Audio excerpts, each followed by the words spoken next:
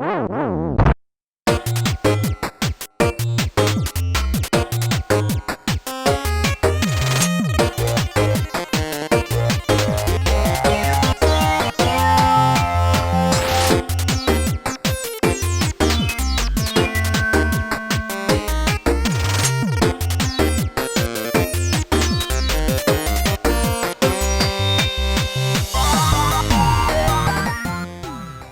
and welcome to Video Game Hangover. I'm Randy Dickinson and I'm in Harrisburg, Pennsylvania. Hello, I am DJ Ross. I am in Mountain View, California. Each week on Video Game Hangover, we talk about the games that have been keeping us up at night. This week we're playing Super Mario's 35, Sunshine, and RPG. That's a lot of Super Marios. Mamma mia, that's a lot of Mario. Yay! And then we're playing a not Mario game called Filament. the two genres, Mario and not Mario. And not Mario. Yes, yeah. Yep. Super Mario Filament. I mean, it's kind of true if you think about it. Super Filament Brothers 35. Super Filament Brothers. Oh man, they're already on the 35th Super Filament Brothers. I've missed a few. Just out of control with these sequels. Yeah. I wonder if game developers are just going to be like, oh, how can we keep up with all the Final Fantasies and Assassin's Creeds and Super Mario's in the world? We just got to start on 35 from now on. Yeah. Just start putting random numbers at the end of your video game titles. Yeah, it worked for Xbox 360. Right, yes, yeah. Now they're just using the same numbers over and over again. Now I mean, it feels like, I don't know if 360 made sense, but in some weird way it made more sense than whatever they're doing now. Who knows what's going on? Xbox One? No, not one. The first one. The first one? No, not the first one. The one. Yeah. Who's on first? No, not the Xbox One X, the Xbox Series X1 box. I don't know. Ugh, God. Oh, I feel sorry for Grandma this Christmas. Yeah. Yep. Yeah. People learn nothing from the Wii U. Just trying to buy what Nintendo did, at least. I mean, we'll see what the next console comes out, what they end up calling it. But I feel like the people who most desperately needed to learn something from that learned the lesson. Until the inevitable release of the Switch U. No. So how's things, DJ? How's life? Oh, it's great. Yeah. Everything's great. Just loving it. I don't know. Went outside a couple times this week. That's always nice. Yeah, that's a plus. I can mostly breathe. It's good. Also a plus. Yeah, that's great. Yeah, actually the weather has cooled down, which is good. I'm getting a little bit into, or it feels anyway, like it's that spooky season coming up. Yeah. It is cold enough now that my dogs don't want to go outside to pee. Oh, well, is that a problem? Yes, yeah, because it is inevitably me standing at the back door with the door open with two dogs kind of sticking their heads out, taking a look around and deciding they're not going to go. And that means they're going to go back into the house and do it someplace in secret. Uh-oh. So yeah, that's not good. Me standing with the door open going, go outside. Sarah, get the dogs, make them go outside. Go outside. Yeah, and my neighbors probably think I'm nuts. I mean, they probably did before anyway. I was going to say that this is the last straw, I guess. This is not new. This just confirms it. This guy. Standing on the street, waving his Switch at us, trying to get us to play Animal Crossing. Did I ever talk about that on the show? I don't think I talked about that on the show. No, probably not. I probably just made you sound like an insane person. Yes, yeah. But I didn't mean to get that deep into the VGH lore. That was a Discord-only story, but now I feel like I have to give it some context. Briefly. It's really up to you if you really just want to explain your insane behavior. I live in a city, and like all of our houses are kind of stacked next to each other. And as I sort of walk out of my house on the city street sidewalk, I can see in the houses of all the people who live around me. And we have relatively new neighbors next door, like directly next door. We share a wall with them. And coming back from a walk one night, and I heard through an open window the sound of Animal Crossing music. And I went, did I leave the Switch on? That would have been my first thought. And my window's open, apparently. But no, it was coming out of my new neighbor's house. And I could see through their... This sounds like a crazy person. I could see through their TV, through their window, that they had Animal Crossing going on their giant TV. And I was like, now I have to be friends with our new neighbors. So I was soliciting advice on our Discord about how to go about, like, how do adults make friends with people? How do you How go to do that without just coming across like an insane person? Yeah, to your new neighbor and say, so I was looking through your window and I saw that you play Animal Crossing, and now I would like to be your friend. Yeah. So I don't have an update on that. It did not get any further than that. COVID makes it real weird to be friends with anybody at this point. But yeah. So maybe, if there's a vaccine, maybe I'll hit up my neighbor. Yeah. Like now they're all vaccinated. I noticed one of the times when I was looking through your window, you were playing that game. Yeah, about 9 months ago I saw this, and then I talked about it publicly on the internet multiple times, and now I'm trying to make that come true. It's going to be real weird if it does happen, and then at some point you have to tell them the story. Right. Yeah. And he'll be all, you ever listen to any podcasts? And I'll be all, no, what's a podcast? I've never heard of a podcast before. Never in my life. I've certainly never hosted a podcast, no matter what you've heard. It's too bad the Switch doesn't have anything like Street Pass, because that seems like an in. You just pick it up through the wall. Yeah, how do I keep getting all these hits on my Animal Crossing, whatever? Must be somebody nearby. And then, one day you both go out in the street, just be like, who is it? Oh, it's that guy. Amazing. Just best friends forever. What was it'd be like the little thing from Ghostbusters. It tells you when the ghost is getting closer and closer. It'd be all boop, boop, boop. Yeah. Or Alien. Pick your sci-fi movie of choice. Yeah, I was going to say, I'm getting your references mixed up. It's in the But room, I will not man. begrudge an attempted Ghostbusters reference. Yeah. Yeah. No, I remember my old apartment in New York was like just a hardcore apartment complex with a bajillion units packed into a building.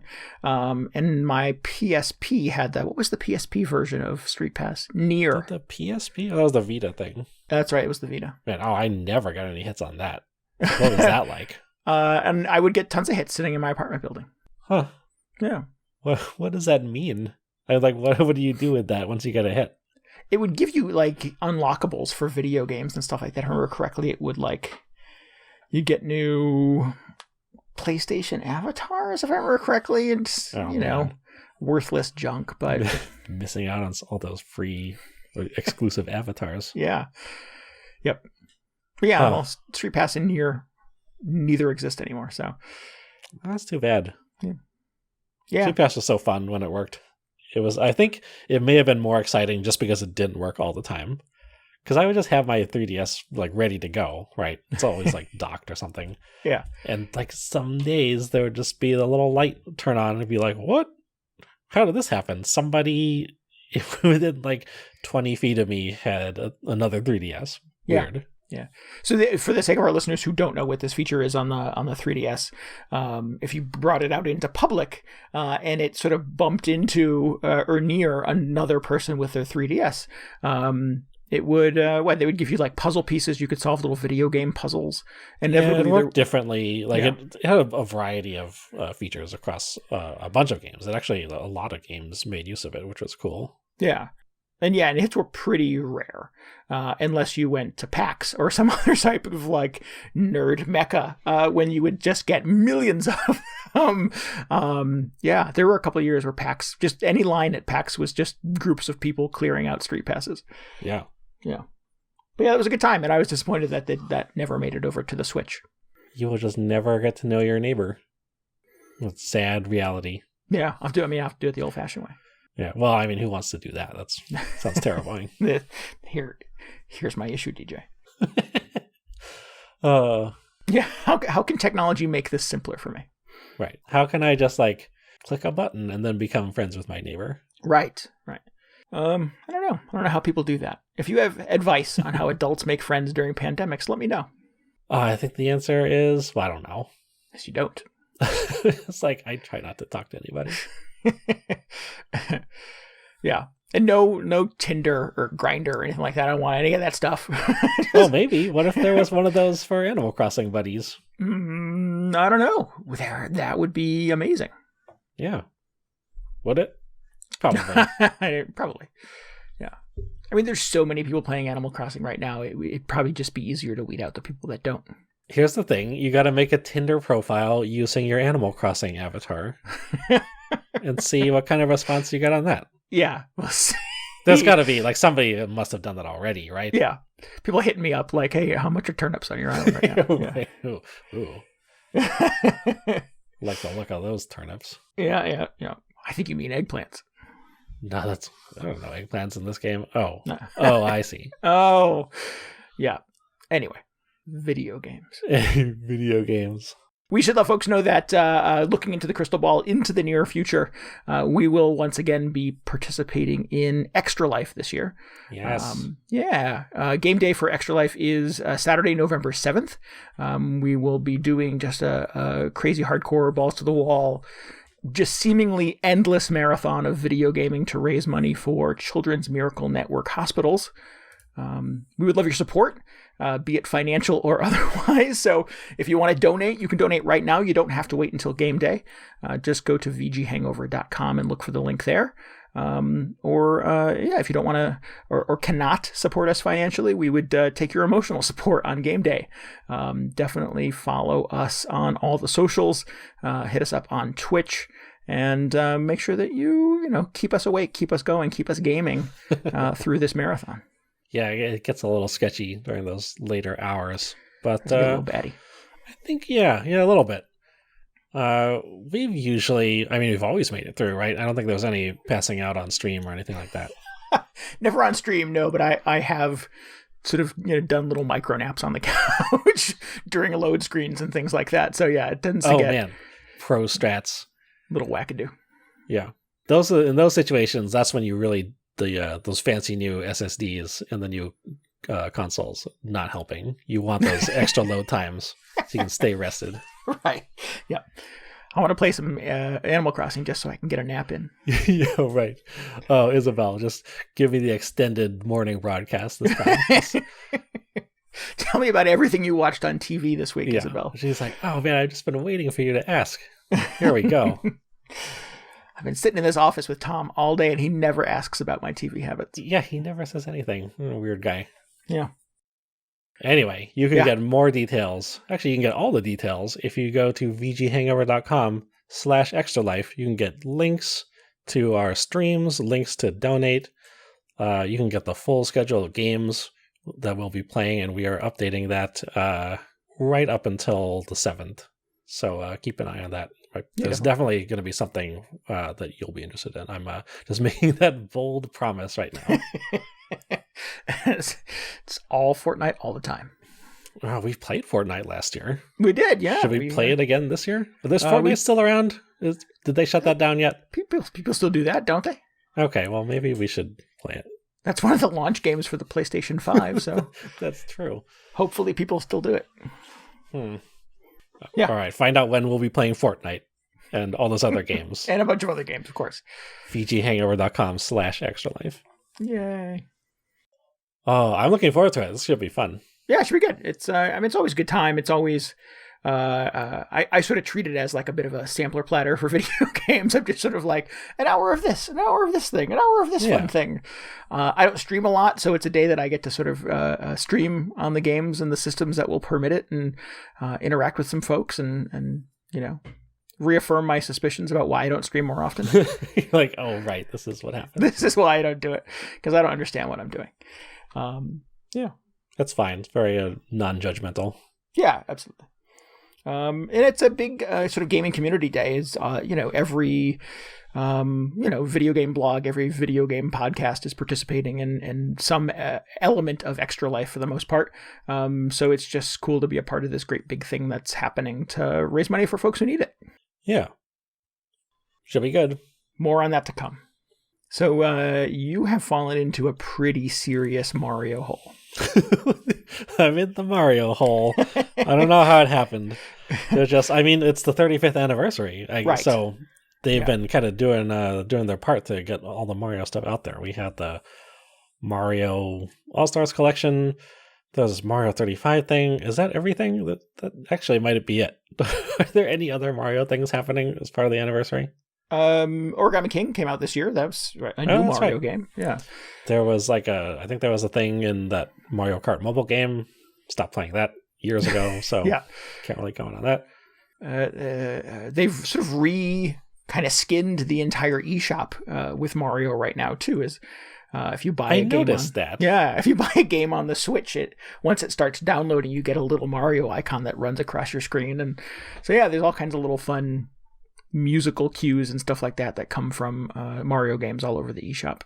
I noticed that when I was buying the All-Stars thing. I was like, oh, Mario's here. That's fun. That's a fun thing they did just for this game. And then I think I got something else a few days later, and I was like, oh, Mario's still here. Interesting. Even if it's not a Mario game, yeah. Strange phenomenon. I love that on the, what was it? On the 3DS, I think there was, when you would do like the system transfer, you would have the little Pikmin carry the bits and bytes of your video games over to your new console. I was like, oh, only Nintendo could get away with this. Yeah. Oh, that was great. Oh, Pikmin. Oh, it's not the year of Pikmin. It's the year of Mario, though. Yeah, correct. So I played a bunch of Mario games. I was also playing a Super Mario RPG, which has nothing to do with the 35th anniversary. I was just playing that anyway. Because it's a game you like. It is. But before I get to that, I wanted to add one more note, or maybe several more notes, on Super Mario Sunshine. I was a little worried that I talked about it last week, wasn't super into it. I was worried that I was coming across as a little hard on it.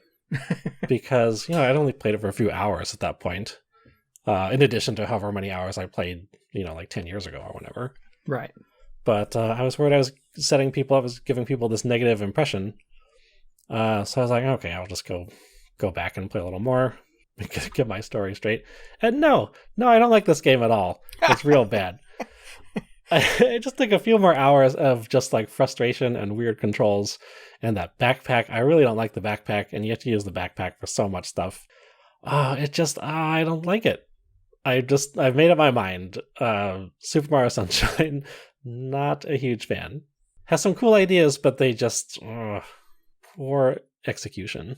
Yeah, and it mostly comes down to I get the impression from you anyway that you don't sort of feel like it kind of gets what makes a Mario game work.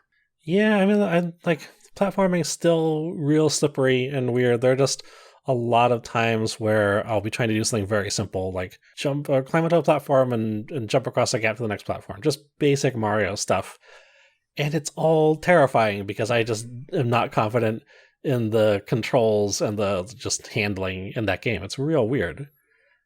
Because at the same time, I'm just hopping between this and Mario 64 in the same collection, and like Mario 64 is still fine. Like, what's wrong with the way Mario controls in Sunshine? It's bizarre. It also just feels like there are so many routes you have to take in this game where you have to, they're like so precariously up high, and if you screw it up, you fall down so far, and you have to climb all the way back up and like tiptoe across this high wire very slowly, and it's just, all of it is just excruciating. I just don't really think it's very well designed. Yeah, sounds like you're not having a good time.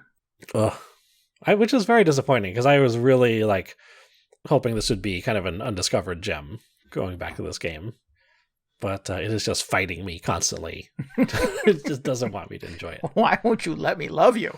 Yeah. But the good news is I've hopped over to Super Mario Galaxy just for a little bit, because I was just like, oh, I wonder if this is also terrible by whatever same virtues that Mario Sunshine is not working out. And Galaxy is just delightful immediately from the start, and it's great. So I was like, oh, I'm so relieved that this game is still playable and super enjoyable. Yeah, I mean, well, that's the good part of this Super Mario 3D All Stars collection is that, if you're not feeling Sunshine, there's 2 other quality games on there for you to dip into. And that has been the general consensus. I think I've seen a lot of headlines where it's like, oh yeah, it's 2 good Mario games and 1 other one. Very popular take. Excellent. So sorry, Mario Sunshine. I may spend a few more hours with it later on, just when I'm really just starved for something to do. But man, not in as much of a hurry to go back and revisit this game at this point.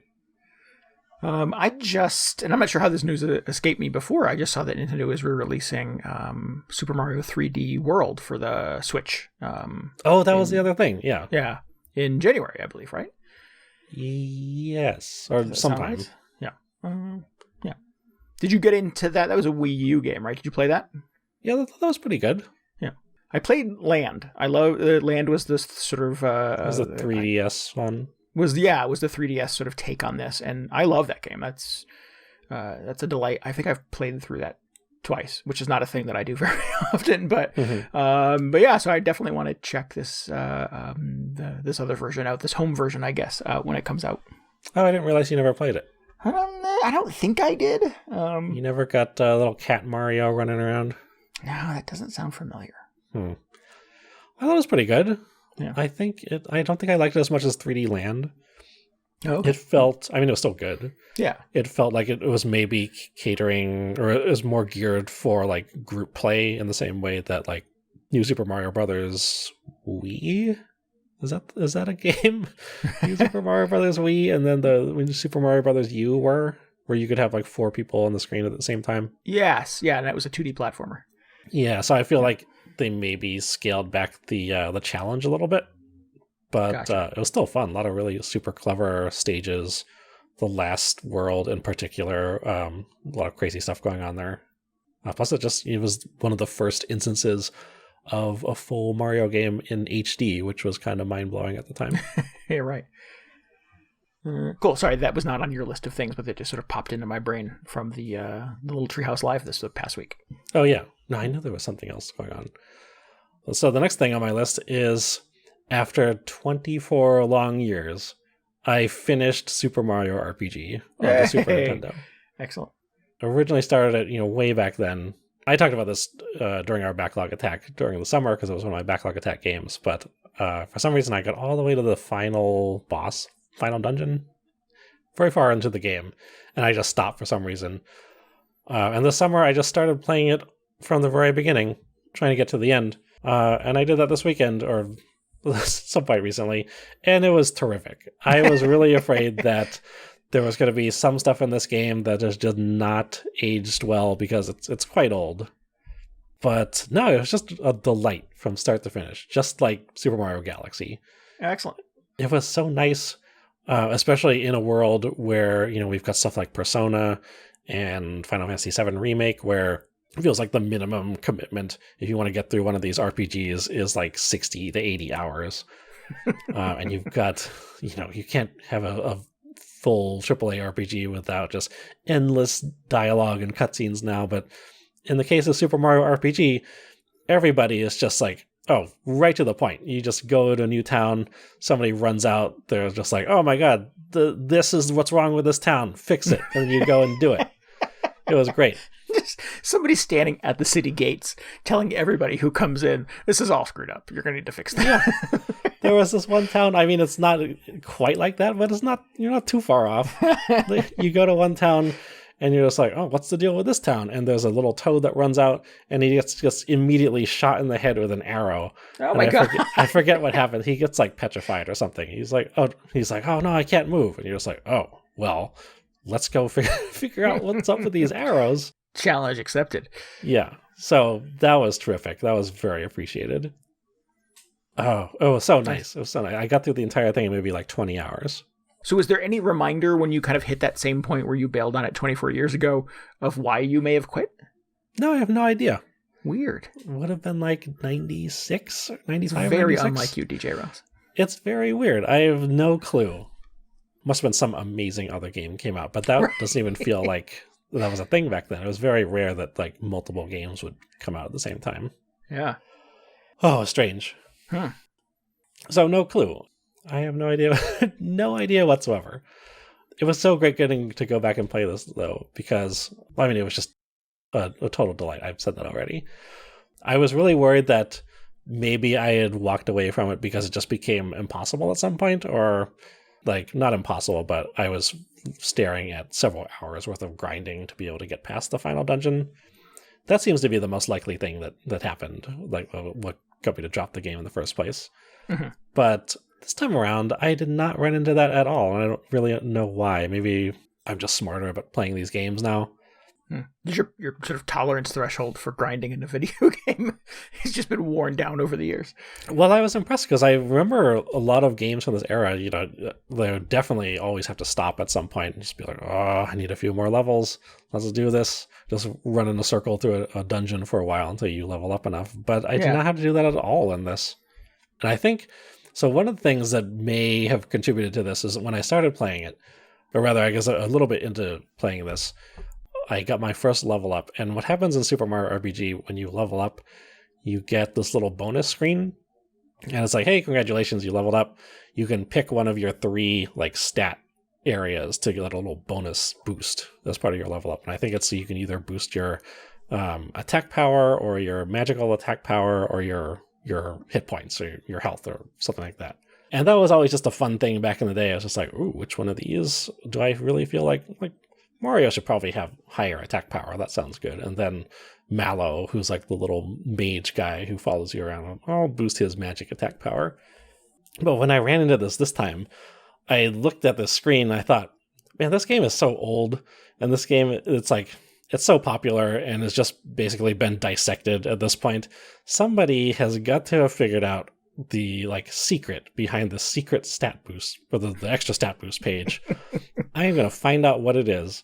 And sure enough, I looked it up and somebody had figured out, well, depending on what level you just hit, if you take a stat boost, you do a little quick division or whatever, based on whatever level you just hit, you can determine which stat boost will give you the most benefit for that level. Oh, cool. So I was like, oh man, they did it. Great job. So from that point on, I would just always pick the most optimal stat boost whenever a character leveled up. And it doesn't seem like it's a lot at the time, but I guess it must have over 20 hours of playing this game. I think my guys were maybe level 24 or level 25 at the end. I guess it all adds up. So I just hit this point where it felt like my team was unstoppable. They would just be doing unbelievable amounts of damage every turn. They would get hit and they would barely flinch at the attacks coming in. I was just like, oh, this is very different than how I remember this game playing, especially this late into it. Mario storming through the final level like a walking death machine. Yeah, no, it's kind of unbelievable. It's really good. So that was nice. This definitely preferable than having it go the other way and just being like, oh, I'm just going to run up and down this hallway fighting Koopa Troopas and gaining 1 XP per battle until I'm level 99 or whatever. Excellent. I did that in some game, I forget, even some RPG I wanted, I had fun with, but sort of wore out its welcome, and I just wanted to just be done with it. Mm-hmm. So I dropped the difficulty way down to super baby mode. And just every single battle was a one punch, just kill the dude and move on to the next thing. And it's probably the only way that I finished that game. It might have been one of the Shin Megami Tensei games. I forget which one. That sounds right to me though.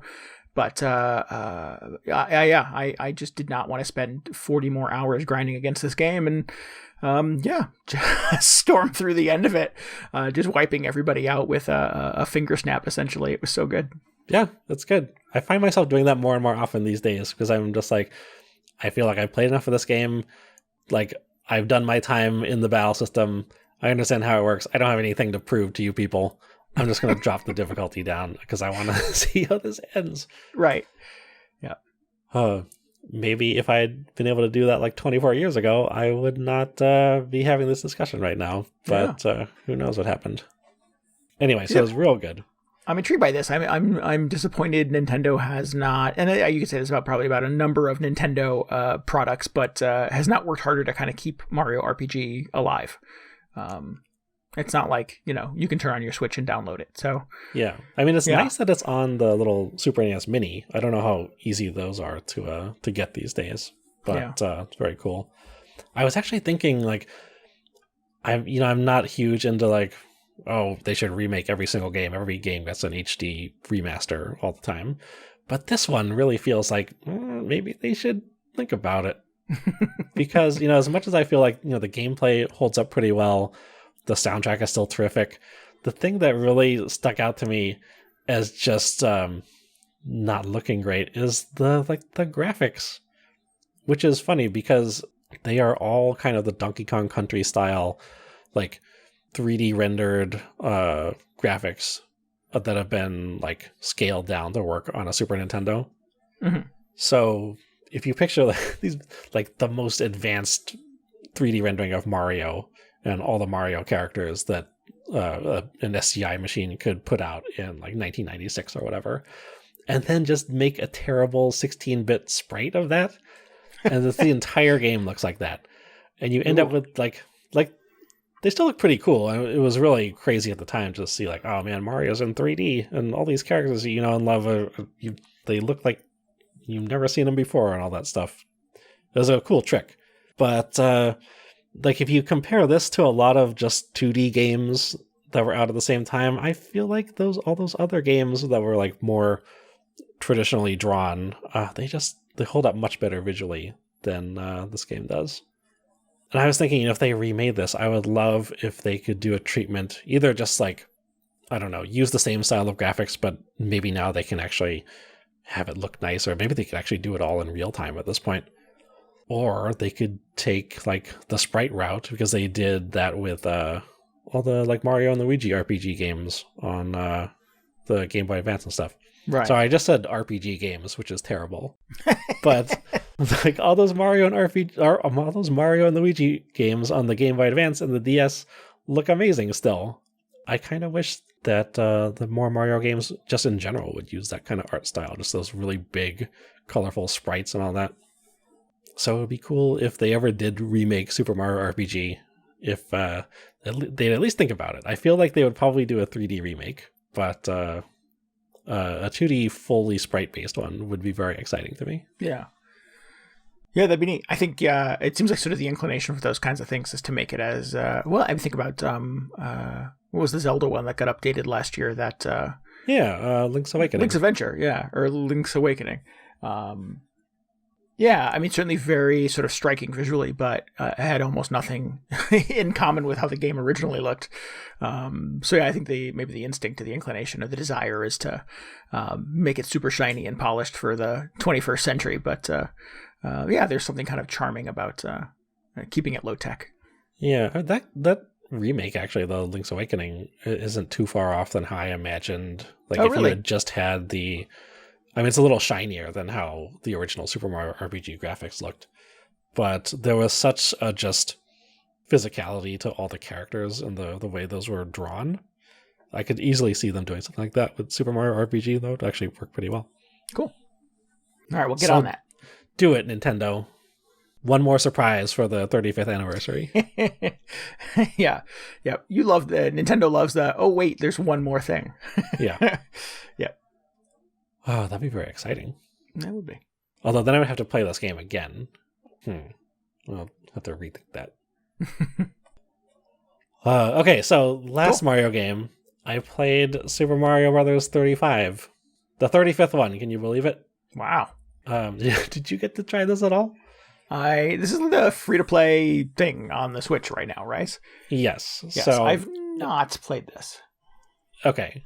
It's Super Mario Battle Royale, essentially. Like you said, it's free on the Switch if you've got the Nintendo Online thing. It's very much like Tetris 99, but it's Mario. It's Super Mario Brothers 1, actually, to be more specific. Basically what happens, you load it up. If you've played Tetris 99, the experience is very familiar. You are just put into this loading screen where you've got the Mario, like Super Mario Brothers 1 running in the center, and all these little tiny screens on the left and right, which are 34 other players who are also just loading into this game. And once everybody's in there, you just all start playing Super Mario Brothers 1 from level 1-1.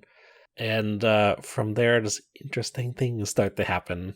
Oh, okay. So that's I was surprised when you said you're just playing level 1-1 because it was not how I sort of thought it went. I think I kind of came away with the impression that they were kind of remixed and they were a little more wacky. Is that not accurate? It's not deliberately remixed, I guess. What happens, or where the weirdness comes in, is when you defeat enemies as you're playing, like you would as you clear Tetris lines in Tetris 99, those enemies get transported into other people's games. Oh. So you'll be just like platforming your way through level 1-1, and there will be like a gray Goomba or Koopa Troopa at a weird point. I don't know how much you played Super Mario Brothers 1, but I was like, I feel like I could just make my way through 1-1 blindfolded. I know where all the enemies are going to pop up. So it's very like disconcerting to be trying to make a jump, and suddenly there's like a Goomba about to fall on your head as you you get the landing. Oh, so they pop up in kind of inelegant and surprising places. Yeah, I don't know exactly how it's tuned, but it seems like, somebody kills it and then they will just spawn the Goomba right off the edge of the screen. So as soon as you continue making your way to the right, it is there, just minding its own business, doing Goomba stuff. Excellent. So you can't. Well, I mean, you could if you wanted to, but you can't just sort of speed run your way through this because it's advantageous to sort of stomp on the enemy's heads, to send them to other people to kind of grief them, to give you an advantage. Yeah. Well, there's a couple other things going on. Is one, there's like the timer, which it seems to be persistent throughout each stage. So even if you manage to finish a stage, you just go on to, I want to say, like, it's not always like you don't just go on to level 1, 2. Sometimes I would end up in totally random other stages. But you have this timer that is persistent throughout, and once it counts down, you get game over, you get eliminated. And the way you replenish the timer is you either kill enemies or you collect power-ups. So that's, I guess, just to discourage people from hanging out right at the start. And maybe just standing on a block as all the Goombas and Koopa Troopas walk harmlessly underneath them. But you just, you kind of do want to be continuing, because you can just keep sending these enemies onto other people's screens just to make their life a nightmare. As you collect coins, you can trigger like a bonus power-up block. It's kind of like a roulette, where I think you collect 20 coins and you hit the X button and you'll get some kind of power-up, like a fire flower or a star or like a POW block, which just defeats all the enemies on the screen, which can be very useful. Like if you get a star, you can just obviously just run through all the swaths of enemies that have been dumped onto your screen and rack up a nice time bonus. Oh, right. And speed your way through to the end and onto the next world. So I ended up playing this. It wasn't incredibly eventful. Like I made my way through 1-1, and maybe there are a few extra Goombas or just enemies once in a while. So I figured, I wasn't being targeted at that point, because I definitely saw other people getting eliminated, whether it was they like bumped in one of the extra enemies, maybe they just fell into a pit. They just kind of messed up making their way through the world or whatever.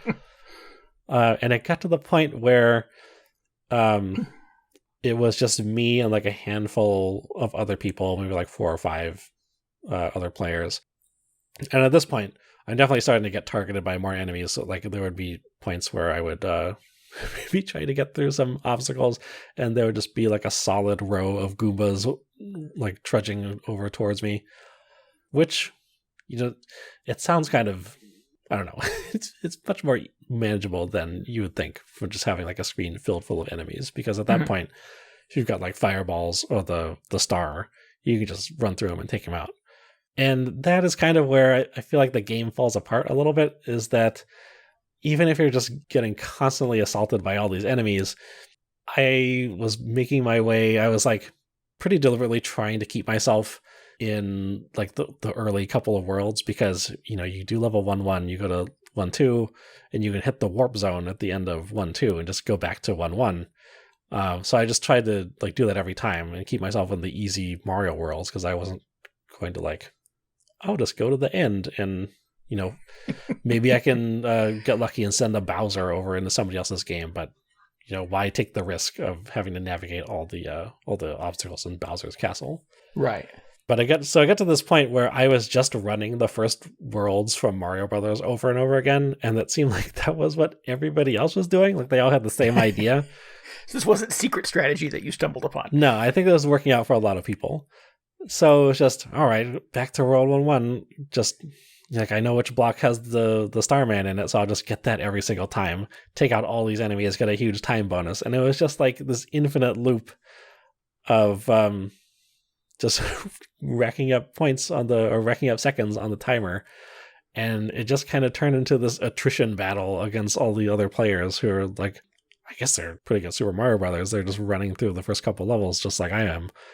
And I thought, well, how long is this going to go on? Is it just going to go until one of us just screws up a jump or something like that? And it kept going. I think I spent like 15 or 20 minutes on this first game of Super Mario Bros. 35. I was like, this is really not how I envisioned this going. This is not like Like, if you play Tetris 99 long enough, eventually the pieces just fall so fast you're going to make a mistake. Right. And people start sort of dropping like flies at that speed. Yeah, but in this game, it's not really like Super Mario Brothers becomes harder. Like, the difficulty doesn't increase just on its own. It's all based on how much trash other players are sending to you. Right. So when it got down to me and just one other guy, I was like, oh, I can only send like so many enemies onto his screen and vice versa. So it's not really like the difficulty never really increased past a certain point. It just all came down to, all right, let's just keep running these levels and collecting power-ups and coins so we don't run out the clock. But at some point, it's just one of us is going to slip up, and that'll be it. Right. And you sort of keep filtering it down, you get to that handful of folks at the end, and they're all pretty equally matched. It felt like it. I suspect. Yeah, and yeah, like you said, you're just waiting for somebody to slip. Yeah, it's hard to tell exactly what is going on, because you can't see their entire screen over to the left. You can just see, like, their Mario and like maybe 3 or 4 blocks around them in either direction. Oh. So you can kind of tell where they are, and like, oh, he just ran through a bunch of Goombas, or he just hit this block. But yeah, hard to get a sense of their general strategy. You can just tell that they're like how quickly they're moving and that kind of thing. Plus, you don't want to spend your entire time just watching other people's screens, because there's probably going to be a bunch of monsters running at you. That's how you die. Yeah. So I eventually won. The other guy dropped out. I am not sure what happened exactly. Maybe he just got bored. Maybe he screwed up. He was just tired of waiting for you to die. Yeah, just got first place, my first game of Super Mario 35, and then I was just like, I don't even know if I need to play that again. Right. This seems like the perfect place to get off this ride. Yeah, like, even if it was like number 2, I guess I would have just been like, oh no, I gotta do it again. But no, it doesn't really call to me in the same way that Tetris 99 does. I mean, I like Super Mario Brothers. It's fine. I'll go back and play that once in a while. But yeah, and it's interesting, I suspect, to sort of play it with this new little wrinkle added to it. It was. I wish it was just like, I don't know. I feel like they could amp it up a lot more. Like, maybe if you kill a Goomba, it sends like 10 Goombas over to the other screen. Just factors of 10 for all these enemies. Yeah, I mean, because after a certain point, it just doesn't get more complicated than it's been for like the last 5 or 10 minutes. Oh. So yeah, that seems weird. It is a little weird. I mean, it's super fun to play through, maybe like once or twice. Maybe you'll get more mileage out of it if you just don't one-shot it. If you're just like, oh man, I got 4th or 5th place, I gotta get back in there. But yeah, the fact that the last few players took so long to eliminate, just kind of, I don't know. I don't really see myself going back in and doing it again. Yeah. Well, interesting. I don't know. I don't have sort of fond memories of Super Mario 1. Like, I get that it's sort of a legendary game. Mm-hmm. I don't have any desire to play it again. So yeah, adding a kind of battle royale wrinkle to it is intriguing, but clearly it's been out for 3 weeks now, and I've still not tried it. So there's no rush on my behalf to get to it. Yeah, I mean, it's definitely a fun experiment, just because, I mean, like, gotta make everything battle royale, and it's fun seeing Mario get this treatment. But yeah, like, works better for some games than others, I suppose. Yeah, I mean, Tetris 99. Excuse me. Just the first time I played that, I was sort of like, wow. And I like Tetris. I've bought every version of Tetris I can imagine over the last couple of years. But to hop into Tetris 99 for that first couple of games, I was sort of like, wow, this is Tetris. Yeah. This feels like a whole thing going on here. Well, Tetris 99 is great because, like, there's already multiplayer Tetris. Like, that works. So you just take that and multiply it by, like, 25 or whatever. Yeah, absolutely. It wasn't like Tetris had never had a multiplayer component. Yeah, that's a smart take on it. Yeah. But yeah, so it just feels so right for Tetris. Yeah, and I guess it's probably not surprising that it doesn't, that rule does not apply to everything. Yeah. I think there was some fan version of like multiplayer Mario where you had, I forget exactly how it worked, but you just had many versions of Mario on the same screen at once. I never played that version, so I don't know if they would like bounce off each other, but I feel like that could be a thing. I don't know if you ever played like New Super Mario Brothers on the DS multiplayer. but it had this mode where like one of you would be Mario and the other would be Luigi, and you'd be in this level and you had to collect, there were like 3 big coins hidden throughout the level or something like that, or stars or whatever it was. But basically you just had to collect more of this one item before the other player did. Mm-hmm. And it was madness because you would like, you could jump on the other player and I think they would drop all their stuff and you could just, basically you could collide with the other player as you were trying to both accomplish the same goal. So it was very competitive. Oh, wow. And you could get power-ups. That was the one where you could get like the giant mushroom, so Mario became the height of the entire screen. So when one player would run off the screen and you could hear them collect the giant mushroom in the background, you would know that a few seconds from now there'd just be like this colossal Mario coming to trample you.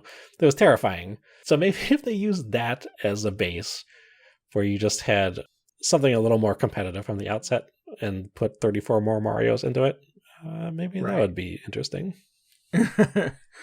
Yeah, that sounds. I would play that. That sounds like a good time.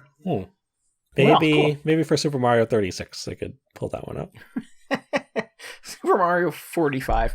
Where are you going to be in 2030, DJ? Well, we're playing my Super Switch or whatever they call it. Yep. Sitting here hosting episode 500. No, 900. 5,000. 5,065. Yeah. Oh, anyway, so I play a lot of Mario games, some better than others. And I played 0 Mario games this week. Oh, no. Did I? Is that true? Is that accurate? That is accurate. Not a single Mario game. What happened to Mario Galaxy? You're not really doing your part celebrating this 35th anniversary. I am not keeping that candle burning. No, unfortunately not. I got annoyed with some place that I was at in Galaxy and didn't want to play it anymore. No. I kept dying. I forget even where I was. This sounds like a bad dream you had. Yeah. Every time I fire up my Switch now, it's still, the icon is still there. The cartridge is still inside my my Switch, and it just reminds me that you spent $60 on this game that you didn't play. So I need to get back to that at some point. But yeah, and it's probably one of those things. And I had this exact experience with this game Filament that I'm playing right now, where I went to bed because I was annoyed and couldn't get through something, couldn't finish a level, couldn't solve a puzzle, and woke up and first thing the next morning, first attempt, solved it without hesitation. Yeah. So it'd probably be a thing where I would just boot up Mario Galaxy again and just ace that thing that was giving me a headache before, but I've just not dipped back into it, unfortunately. Nice. Well, I hope that's what happens. Yeah, me too. Anyway, Filament. Filament. This game got teased a couple months ago. I think it's been out on Steam for a little while, and I was kind of keeping an eyeball on it because I like a good puzzle game. Mm-hmm. And Filament is a very good puzzle game.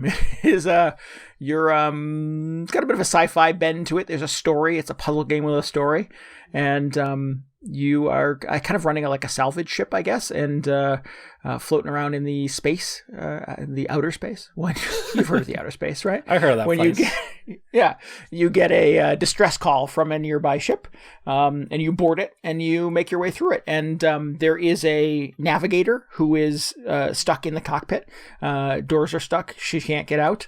And you have to basically kind of rewire the entire ship to be able to get her out, to save her. Yeah. And in the process of doing this, you make your way through this big, beautiful spaceship, and all of its kind of crew quarters, and its galleys, and its kitchens, and its control decks, and you find little nodes, and you find computers where you can kind of log in and see personnel files and see a little bit of information about the people that were there before. The navigator, who is locked in the cockpit, is very chatty as well, and she sort of talks to you periodically through the game about what life was like on the ship before, and maybe what had happened, and you're also sort of trying to solve the mystery of where did everybody go? Why is there nobody on this ship? These space games. Yeah, that's one of those games. Perhaps you've heard of that story before in a game or movie or a piece of entertainment. I wonder if somebody just has a dartboard at this point where they're just like, what happened to the people on the ship? And it's like, oh, eaten by aliens, or like ejected into the sun, or turned into goo, or whatever. Just pick one. They sort of set the big bulletin board up where they sort of like kick around story ideas, and that first little index card you stick up there with a thumbtack says distress beacon from alien ship. And it just spirals from there as you try to figure out where that goes. This is kind of one of those. I will say that there are no aliens, there's no monsters or anything like that sort of chasing you. Man. In fact, the game is sort of bright and beautiful and sunlit. The space station that you're kind of walking around on and making your way through has big glass windows and has sort of galley areas and waiting areas and a lot of green space and stuff like that. So it's a beautiful ship that you are more or less all alone on, and trying to solve this person solve the puzzle that sort of has locked this person on the ship. And the way that you do that is by kind of hacking into the terminals and kind of rewiring all of these weird little nodes. So you walk up to a thing, you plug in, your little character kind of sticks his whole arm in there, and then it cuts to a shot of the inside of a machine with a bunch of little glowing nodes, and you are stretching a filament, a wire, from an entry point to an exit point, and you have to kind of light up all of these nodes by making contact with them. And it's not ever simple, unfortunately. You get a bunch of sort of seemingly randomly placed little pillars, little pylons all over the room, and you have to drag a cable around in such a way that it touches all of them and lights them up, and that opens the exit, and you move on to the next challenge. There are kind of increasingly different variations on these, where you have a number of gates you have to go through, where you have places where you can't let the wires, the filament kind of contact itself or cross over itself. There's ones that sort of make my brain hurt, where you have like portals, gates you have to sort of pass the filament through a number of times. So you have to drag it across. Computer? I don't know. You're asking questions I'm not prepared to answer. So you drag the wire across at one time, you wrap it around a pylon that lights it up, and then you have to go back through that gate one more time, and that satisfies the criteria that you go through it twice. Sometimes it's only one. If you go through it again, it's lights out and you have to start over. So it's it is a game with a lot of intricacies and a lot of little rules that you learn by just sort of experimenting with the tools and trying to solve all of these puzzles. This got me thinking, somebody should really just make a game which is a compilation of all the hacking mini games from every immersive sim from the last 20 years. Because I think that could be an entire game. Yeah, that might be this game, in fact. I mean, I'm trying to picture, like, what game have I already played Filament as just a small part of? Yeah. Watch Dogs 2 had a little hacking mini game. Oh, yeah, that one was kind of cool. That one was fun, yeah. The last Sly Cooper game had like a whole like VR missions mode where you would hack computers by driving around in a little VR tank and rewiring things and shooting at enemies. Of course, yeah. Of course, that's how computers work. Right. Yeah, I'm sure we could probably do this for hours, but those are the two that sort of pop into my brain right now. But I was just thinking, I most recently played Deus Ex Human Revolution, which I like the hacking game in that. It doesn't sound quite as, like, I saw clips of this, and it looks like you're kind of stretching a rubber band around a bunch of computer pegs or something. So not quite the same thing going on. But I feel like, if you're designing a AAA game where you hack computers at some point, this seems like an idea that's ripe to just insert into that game. Yes. It probably is not long before it gets, jammed into the new Assassin's Creed or something like that. But yeah, as it stands right now, the bulk of your time in game in Filament is going to be staring at a grid of posts, essentially trying to figure out how you can stretch this piece of cable around all of them and make them light up. Yeah, it is. It's interesting. The puzzles kind of come in little bundles of 5, and the first 1 or 2 are pretty straightforward, kind of 25-second sort of affairs that teach you 1 or 2 rules about how this sort of cluster of puzzles is going to work. And then you get 3 kind of more increasingly difficult variations on that. And the 5th one is always like just mind-meltingly difficult. The cool thing about the way that sort of Filament throws these at you is that there's no ticking clock. I talk about this a lot when it comes to sort of puzzle games. There's no fail states. There's not any sort of like artificial pressure put upon you to be able to sort of get through these things. And it has a really just perfectly executed rewind mode, so that if you're wrapping wires around all of these posts and you make a wrong turn somewhere, you end up sort of doubled back on yourself. You just hit the right trigger and it scrubs through your last couple of decisions and allows you to kind of go back and go left when you should have gone right. Nice. With no punishment. There's no, you don't fail out of the game at that point. You don't get only 2 stars when you could have gotten 3. It is just one more tool in your arsenal for being able to kind of solve these puzzles. I like that. I like that it doesn't sort of like beat you up for wanting to experiment with it and play around with it and try to find ways to kind of break it. Cool. I have gotten stuck on a couple of puzzles, and it has a bit of a hint mode that tells you kind of where you kind of went wrong. It's not super robust, unfortunately, and you only get 2 hints per puzzle. So if you've exhausted both of those, you're on your own. And me being on my own means I Google what is the solution to puzzle number 6. And there have been a couple of times where I've seen a solution in screenshots or in a walkthrough video, and I've found a different solution. Oh. Which is super satisfying. Where it's sort of like, okay, here's one way to solve this puzzle, and I found a completely different one. You like look up the solution, and you're like, I'm not going to do that. I'll just find another way. Normally, it's not me sort of looking up a solution from the minute I walk into a level. It's after 10 or 15 minutes of me wrapping wires around trying to figure out like what pylon to go do next, or getting through the entire room and realizing there's just one in the middle that I have not lit up, and how do I get back to that one? Mm-hmm. That's the point at which I'll start looking for help. I'll go through my hints and stuff like that, and if I get totally stumped, I will look for solutions. And I have found other variations in other ways than other people on the internet have found to be able to solve some of them. So I see. Okay. That's kind of fun. It's exciting. Again, I reference Portal when it comes to things like this, that there are kind of more than one solution that will work for you. That's cool. I like when it's, you're not necessarily just chasing down this one specific thing. Like there's only one way and you need to just, I don't know if you brute force it so much. It's just keep bashing your head against it. I guess that is brute forcing. Right. Yeah. And, particularly with sort of physics-based games, sometimes it kind of comes down to that. Like, how can I break it to be able to get on to the next thing? And it's nice when it's more about making use of, like, the tool set that you have come to understand, and not just, like, fishing for the only possible solution to the puzzle you're looking at. Right. Yeah, I agree. Interesting. But it's... it is very interesting. And I think I could see people, maybe folks who are not kind of like hardcore puzzle game consumers really bouncing off of this because the difficulty amps up pretty aggressively. And once you run out of those hints, which you'll run out of pretty quickly, there's not a lot of ways other than just sort of Googling the solution to move on.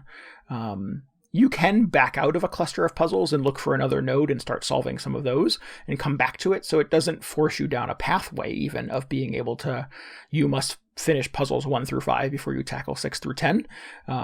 You can do 1, 2, 3, realize 4 is too hard for you and go do some other puzzles somewhere else. I don't know, and I have not finished the game, so I'm not sure ultimately what sort of the repercussion of that is.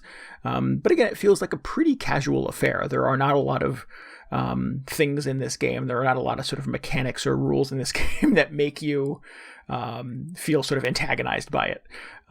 It's pretty chill in terms of its sort of built for consumption. I hope it's like you complete 90% of the puzzles and you rescue the operator and you're like in the escape pod or whatever, making your escape.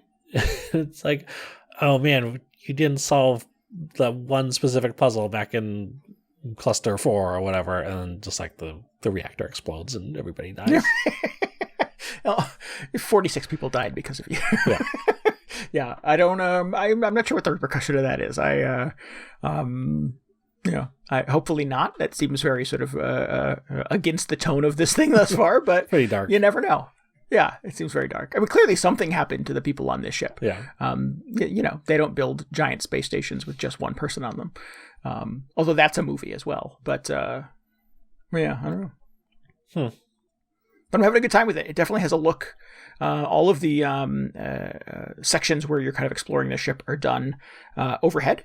So it's just really kind of unique as you're sort of making your way through catwalks and different rooms and different control rooms and opening doors and going through people's closets and their rooms and stuff. There's tons of collectibles. There's comic books you can find. There's bonus puzzles, all kinds of other little fun things that you can kind of hack into. But the bulk of the game is going to be spent, like I said, kind of solving these filament puzzles. Cool. Oh, it looks super cool. Yeah. It's neat. I am it's very curious. Maybe I'll check it out. And a fun, fresh approach to solving a puzzle. Yeah. But that's about it. Did I mention it came out on Steam and now it's on Switch? Oh, good. Another Switch game for me to put on there. Just line them up. I ran out of space on my Switch recently. I was just like, how is this possible? I bought such a huge memory card for this thing. And I looked back at my library. It's like, oh, yes, all these enormous games that I've not got around to yet. So. Oh, well, you're 100% digital too, right? That's true, yes. Yeah. Slightly different situation than most people probably. But still just evidence of my bad habits picking up these games that don't start right away. It's just you taking millions of adorable screenshots from Animal Crossing. That too. I wonder how much of my memory card is just Animal Crossing screenshots. Oh. Anyway, so that is Filament. Would recommend. Oh. Yeah. Sounds intriguing. It's a good time. I suppose we should wrap this thing up, huh? I suppose we should.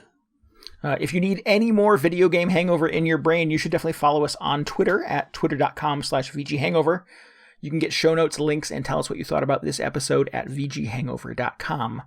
We'll have information up there too at VGHangover.com/extralife about the games we're going to be streaming, about how you can join in, about how you could donate. So definitely hit that up as well. Yeah. Yeah. We would love for you to join us on our Discord. You can get the link to that, guess what, at VGHangover.com as well. Oh, amazing. What a great website. Nutty. I know, it's crazy. And what else? Please subscribe, rate, and review us on iTunes, Spotify, Google Podcasts, and anywhere else you can find podcasts. And perhaps most importantly, just tell your friends about the show. Tell them, I don't know, tell them they're right about Super Mario Sunshine. We're doing the big work here at VG Hangover. We confirmed everything you've ever heard about Mario Sunshine. I keep thinking, like, man, what if it just gets good later on? What if I need to keep playing it? These are the decisions I wrestle with. Yeah. Maybe it's one of those Death Stranding kind of things where after the 10-hour mark, it's just the best game ever. Oh, man, what if Norman Reedus just shows up? He's like, check out this backpack. And drinks his own urine. And then just leaves immediately. Like, that was it. Just leaves without explanation. Like, yeah. Oh, that was weird. Just leaves on his motorcycle. Yeah. All right. Well, cool. On that note, we'd like to thank again Lemonectric for our intro and outro music this week. If you need something to get the image of Norman Reedus drinking his own urine out of your mind, maybe head over to lemonectric.bandcamp.com. Get some of those fresh citrus-themed tunes in there. The little cleanse. Beautiful. All right, we will be back next week. Until then, this is Randy Dickinson. This is DJ Ross. Thanks for listening to Video Game Hangover. Goodbye. Good night. See ya.